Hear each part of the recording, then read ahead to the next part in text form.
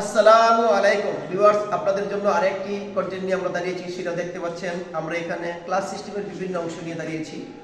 এর ভিতরে একটু আমি বলি, দেখেন যে এটা হলো ক্লাস প্লেট। আমরা পূর্বে শিখেছি এটা ক্লাস প্লেট, এটাকে ফ্রিকশন প্লেটও বলে। তারপরে হচ্ছে এটা হচ্ছে টরশন স্প্রিং বলে। এইটার এই যে রোলিং হয়, এরকম রোলিং যে হয়, এই রোলিংটা কমানোর জন্য কিন্তু এটা কন্ট্রোল করার জন্য কিন্তু এই টরশন স্প্রিং সাধারণত ব্যবহার করা হয় প্রেশারটা কন্ট্রোল করার জন্য।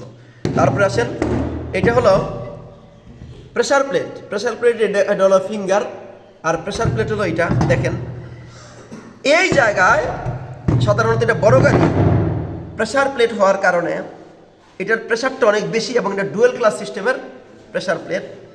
যার কারণে দেখেন যে এই জায়গার ভিতরে এটি হলো রিলিজ বেয়ারিং, আর এটা হলো ক্লাস সিলিন্ডার অথবা স্লিপ সিলিন্ডার বলে।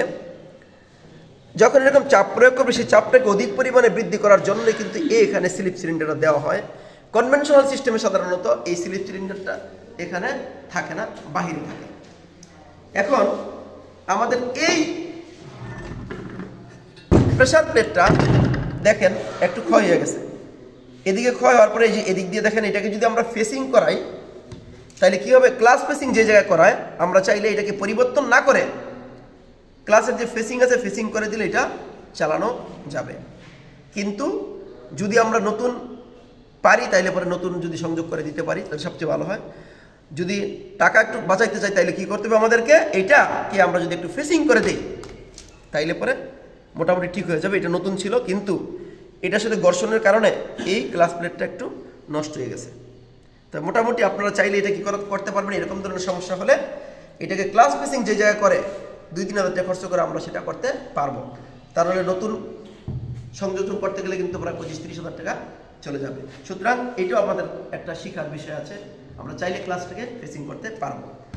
তারপরে আসেন, মাথায় রাখতে হবে এই ধরনের সিস্টেম যেখানে থাকবে সেটা হলো ডুয়েল ক্লাস সিস্টেম।